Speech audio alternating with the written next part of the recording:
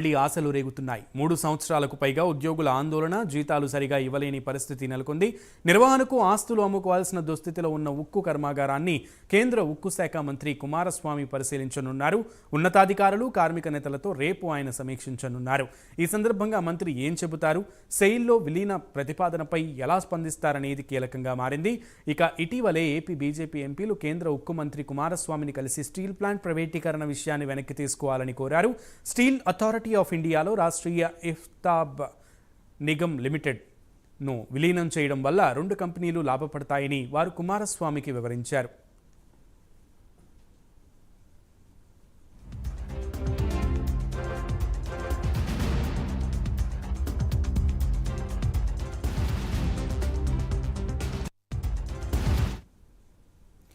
విశాఖ ఉక్కు మీద ఆశలు చిగురుచున్నటువంటి పరిస్థితి కనబడుతోంది. ముఖ్యంగా విశాఖ ఉక్కు కర్మాగారం కార్మికులందరూ కూడా ఎంతో ఆశతో ఎదురు చూస్తున్నారు. ఈరోజు కేంద్ర మంత్రి విశాఖ ఉక్కు కర్మాగారాన్ని పరిశీలించనున్న నేపథ్యంలో ఏం జరగబోతోంది అనేది కూడా ఒక ఉత్కంఠ నెలకొంది. దీనికి సంబంధించి పూర్తి సమాచారం మా విశాఖ ప్రతినిధి నాయుడు అందిస్తారు. Naidu,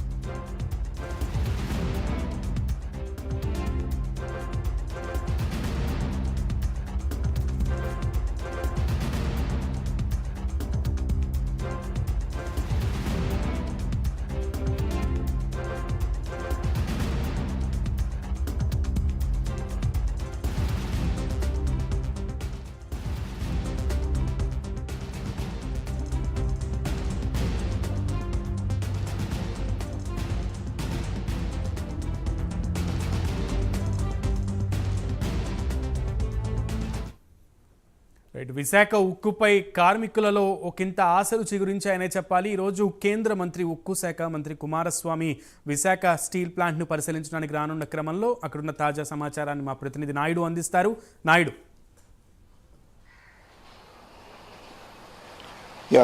good afternoon. ఇక్కడ విశాఖపట్నం స్టీల్ ప్లాంట్ వైపు అయితే మాత్రం అందరి చూపు ఉన్న పరిస్థితి కనిపిస్తుంది. దేశం మొత్తం కూడా విశాఖ స్టీల్ ప్లాంట్నే చూస్తున్న పరిస్థితి కూడా మనకి కనిపిస్తుంది. ఎందుకంటే ఇప్పటికే ఎంతో ప్రతిష్టాత్మకమైనటువంటి విశాఖ స్టీల్ ప్లాంట్ అప్పులు పాలు అవడం, అదేవిధంగా చూసుకున్నట్టయితే కనుక ప్రైవేటైజేషన్కు ప్రభుత్వం అయితే మాత్రం కసరత్తు చేస్తున్న నేపథ్యంలో ఈరోజు కేంద్ర ఉక్కు శాఖ మంత్రి కుమారస్వామి అయితే మాత్రం విశాఖపట్నం రానున్నారు. విశాఖ స్టీల్ ప్లాంట్కి సంబంధించి భవితవ్యాన్ని అయితే తేల్చేందుకైతే సిద్ధంగా ఉన్నారంటూ కూడా ఇప్పటికే తెలియవస్తున్న పరిస్థితి కూడా కనిపిస్తుంది. ఎందుకంటే ఎప్పుడైతే కేంద్ర మంత్రి ఇక్కడికి విశాఖపట్నం వస్తున్నారో, విశాఖపట్నం వచ్చి స్టీల్ ప్లాంట్ను తర్వాత వాటికి సంబంధించినటువంటి అన్ని విషయాలను కూడా మీటింగ్లో సంప్రదించే అవకాశం ఉందని, దీనికి సంబంధించి అయితే మాత్రం కార్మికుల్లో అయితే మాత్రం ఒకంత ఆశ రేకెత్తించినట్టుగానే కనిపిస్తుంది. ఎందుకంటే ఈరోజు కేంద్ర ఉక్కు శాఖ మంత్రి వచ్చి మొత్తం కేంద్ర స్టీల్ ప్లాంట్కి సంబంధించి వీళ్ళందరితో కూడా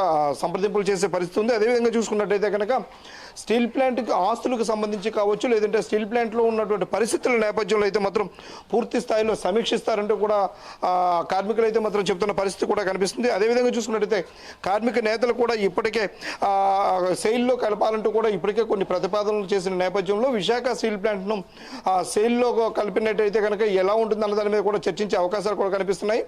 అదేవిధంగా చూసుకున్నట్టయితే స్టీల్ ప్లాంట్కు సంబంధించి ఇప్పటికే వేల కోట్ల రూపాయల ఆస్తులు ఉన్నాయి. ఇలాంటి ఆస్తులు ఉన్న నేపథ్యంలో ఇప్పుడు ఈ ఆస్తులను కూడా ఒకటిగా అమ్ముతున్న పరిస్థితి కూడా మనకు కనిపిస్తుంది. ఈ నేపథ్యంలో అయితే మాత్రం ఈ గత 3 సంవత్సరాలుగా ఏవైతే కార్మికులు కావచ్చు, కార్మిక సంఘాలు కావచ్చు, స్థానిక ప్రజల నుంచి కూడా పెద్ద ఎత్తున ఆందోళనలు చేపట్టారు. అదేవిధంగా చూసుకున్నట్టయితే కనుక ఆందోళనలతో పాటు వీళ్ళందరూ కూడా స్టీల్ ప్లాంట్ ఎట్టి పరిస్థితుల్లో ప్రైవేటైజ్ చేయొద్దంటూ కూడా స్థానిక నేతలు కూడా వీళ్ళందరూ కూడా కలపడం జరిగింది. అదేవిధంగా చూసుకుంటే రాజకీయాలు కూడా పూర్తి స్థాయిలో స్టీల్ ప్లాంట్ చుట్టూ తిరిగిన పరిస్థితి కనిపిస్తుంది. అదేవిధంగా స్టీల్ ప్లాంట్ను ఎట్టి పరిస్థితుల్లో ప్రైవేటీకరణకు కాకుండా ఉంటామంటూ కూడా కూటమి నేతలు కూడా గతంలో స్పష్టం చేసిన నేపథ్యంలో కేంద్ర మంత్రి కుమారస్వామి రావడం చూస్తున్నట్టయితే కనుక స్టీల్ ప్లాంట్ అయితే పూర్తిగా ఆశలు రేకెత్తించిన పరిస్థితి కూడా మనకు కనిపిస్తుంది. అంటే స్టీల్ ప్లాంట్కు ఆస్తులు అమ్మకాలకే కాకుండా స్టీల్ ప్లాంట్ను పూర్తి స్థాయిలో నడపాలంటే దానికి కావాల్సినటువంటి ఏమేమి కావాలన్న దానిపై కూడా అయితే మాత్రం ఇప్పటికే వీళ్ళు కార్మిక నేతలు కావచ్చు, అధికారులు కావచ్చు, అందరూ కూడా స్పష్టమైన ఒక దీన్ని తయారు చేసిన పరిస్థితి కూడా ఉంది. దీని అందరికీ కూడా రేపు కేంద్ర మంత్రి ముందు అయితే పెట్టే పరిస్థితులు కూడా కనిపిస్తున్నాయి. అదేవిధంగా చూసుకున్నట్టయితే కనుక స్టీల్ ప్లాంట్కు గనుల కేటాయింపు వ్యవహారం అయితే మాత్రం పెద్ద ఎత్తున ఫస్ట్ నుంచి కూడా వినిపిస్తున్నటువంటి ప్రతిపాదన ఉంది. అంటే స్టీల్ ప్లాంట్కి ఇప్పటి వరకు కూడా సొంత గనులు లేకపోవడం వల్లనే ఈరోజు స్టీల్ ప్లాంట్ ఈ పరిస్థితి వచ్చిందంటూ కూడా పలువురు అయితే ఆరోపిస్తున్న పరిస్థితి కూడా కనిపిస్తుంది. అదేవిధంగా చూసుకున్నట్టయితే కనుక స్టీల్ ప్లాంట్ను ఎక్స్పాన్షన్ చేయడం ద్వారా, అంటే దాని ప్రొడక్షన్ ఎక్స్పాన్షన్ చేయడం వల్ల స్టీల్ ప్లాంట్ నష్టాల్లోకి వెళ్ళిందంటూ కూడా పలువురు ఆరోపించిన నేపథ్యంలో దీన్ని పూర్తి స్థాయిలో సెయిల్లో కలిపితే ఏ విధంగా ఉంటుంది అన్న దానిపై అయితే మాత్రం పూర్తి స్థాయి చర్చలు జరిపేందుకు అయితే కూడా సిద్ధంగా ఉన్న పరిస్థితి కూడా ఉంది. అదే చూసినట్టయితే కనుక స్టీల్ ప్లాంట్ ఇప్పటికే రెండు ఏవైతే గత 3 ఏళ్లుగా 60% మాత్రమే ఉత్పత్తి నడుస్తున్న నేపథ్యంలో అయితే మాత్రం దీనికి సుమారుగా 15,000 కోట్ల రూపాయలు విలువైనటువంటి యంత్ర సామగ్రి అంతా కూడా నిరుపయోగంగా ఉందంటూ కూడా అధికారులు చెప్తున్న పరిస్థితి కూడా చనిపోతుంది. అదేవిధంగా చూసుకుంటే బ్లాస్ట్ ఫర్నెస్ 3ని కూడా ఆపేయడం కూడా ఒక విధంగా చెప్పాలంటే కనుక స్టీల్ ప్లాంట్ నష్టాల పాలు అవడానికి కూడా ఇది ఒక కారణంగా కూడా చెప్తున్న పరిస్థితి కూడా ఉంది. దీనికి సంబంధించి ఇప్పటికే ఏదైతే ఈ ఐరన్ ఓర్ మైన్స్ సంబంధించి అయితే మాత్రం పూర్తి స్థాయిలో కేటాయించినట్టయితే కనుక, అదేవిధంగా చూసుకున్నట్లయితే 15,000 కోట్ల రూపాయలను దీనికి ఏదైనా ఫండింగ్ రూపంలో ఇచ్చినట్టయితే కనుక స్టీల్ ప్లాంట్ అయితే మాత్రం ఎట్టి పరిస్థితుల్లో రన్నింగ్లోకి వస్తుందని, తద్వారా అయితే మాత్రం స్టీల్ ప్లాంట్ని అమ్మాల్సిన పరిస్థితి లేకుండా మళ్ళీ ప్రభుత్వ హయాంలోనే అదేవిధంగా నడిపే విధంగా అయితే మాత్రం సన్నాహాలు జరిగే పరిస్థితి కూడా ఉందంటూ కూడా మాత్రం స్థానిక నేతలు కావచ్చు, అధికారులు కావచ్చు, అందరూ తెలియని పరిస్థితి కనిపిస్తుంది. అయితే కేంద్ర మంత్రి ఈరోజు సాయంత్రం విశాఖ చేరుకుంటారు. అదేవిధంగా చూసినట్టయితే రేపు పూర్తి స్థాయిలో స్టీల్ ప్లాంట్పై అయితే మాత్రం పూర్తి స్థాయిగా సమీక్ష నిర్వహించిన తరువాత దీని భౌతవ్యం ఏంటనేది అయితే మాత్రం తేలనుందని మాత్రం స్థానికులు తెలియజేస్తున్నారు.